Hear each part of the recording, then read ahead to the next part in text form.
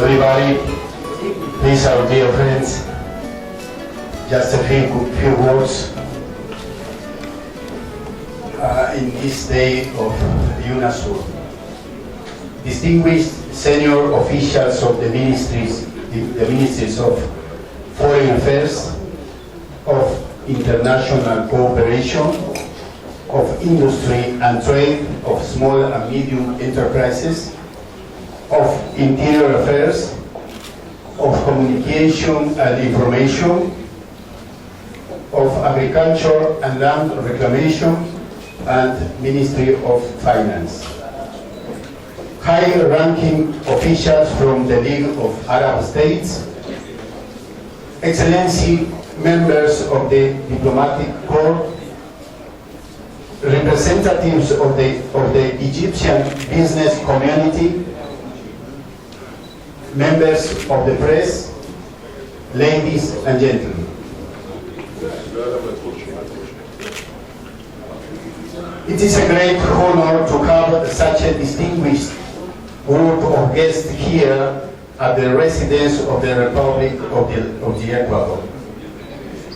I want to acknowledge the presence of all of you who tonight have come to join the 9 ambassadors of South America accredited in Cairo in celebrating the Union of South American Nations Day.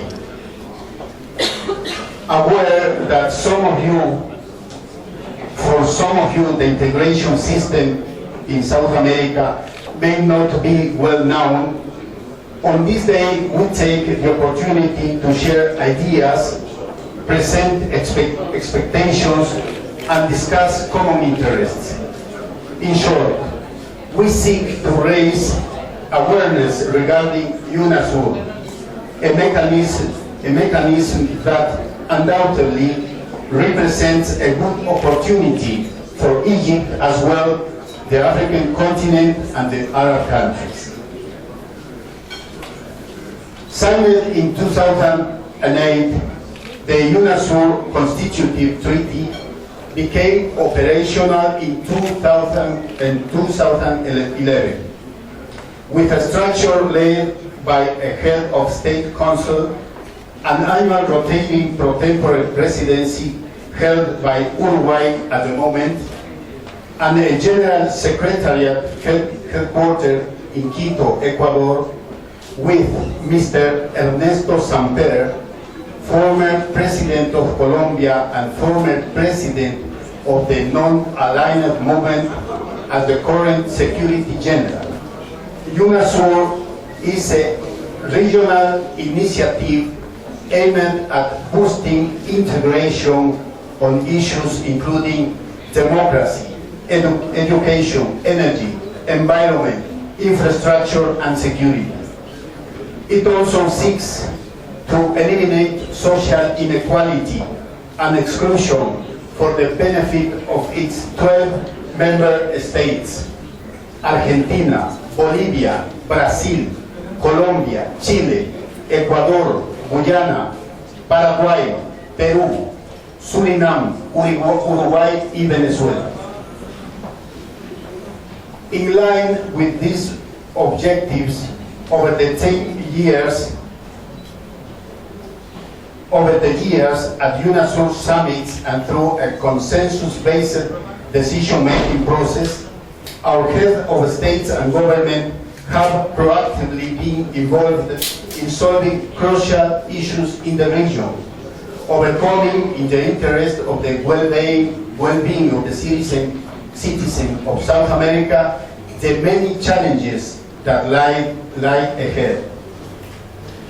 In its short history, 4 years in force, UNASUR has had some significant achievements to its credit, such as handling constitutional impasses, mediating between opposing political groups, and restoring strained ties between countries in the region in 5 occasions.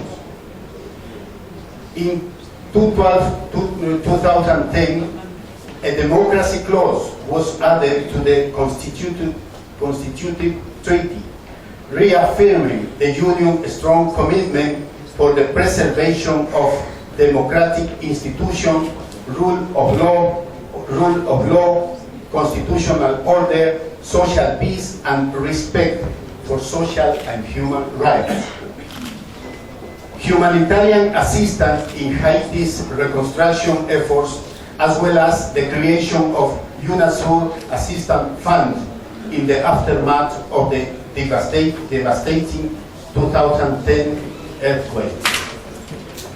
Monitoring the democratic processes through electoral observation missions in Venezuela, Bolivia, Guyana, Ecuador, Paraguay, and Uruguay. Upholding the sovereign rights of member countries to manage their affairs independently. Guaranteeing transparency in military spending by sharing defense information such as expenditure on defense procurement and military training. These are examples that showcase that this integration initiative has had success in the task of strengthening the foundation of democracy among its member states. What drew attention, because it's an important step forward, is that the member countries have decided to engage in this mission in a collective manner. Within this background, on December 4, 2014, UNASUR Council of Foreign Ministers decided to establish April 17 as the Union of South American Nation Day. The Foreign Minister considered it crucial that the UNASUR have its official day as this will reaffirm the construction of a South American identity among the citizens of all member countries and create favorable integration process awareness.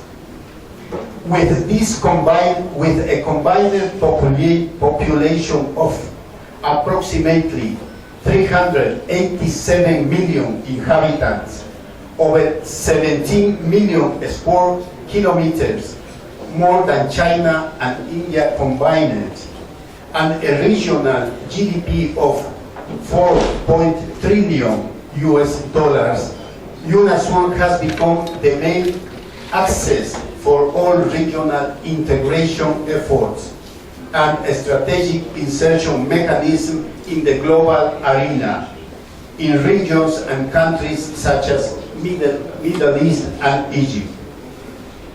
From a business perspective, we cannot deny that the opportunity to expand is there, beyond the current regional trade figure of 40,000.6 billion.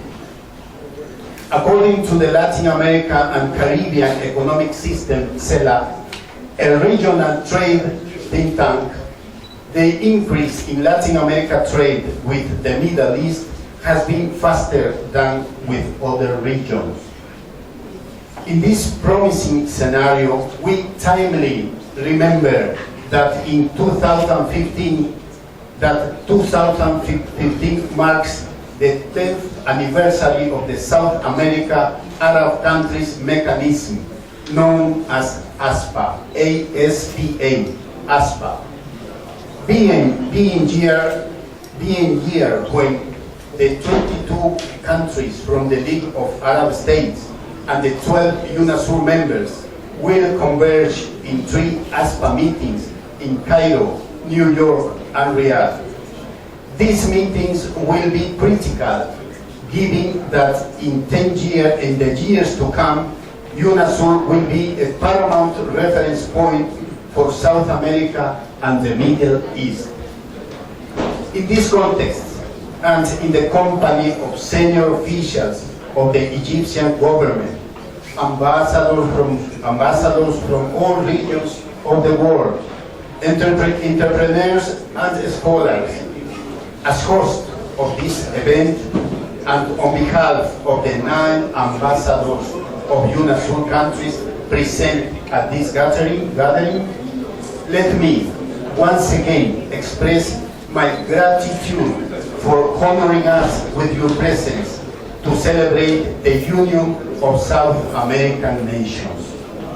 It is a day to commemorate the existence of this promising integration mechanism and the progress we have achieved as a region.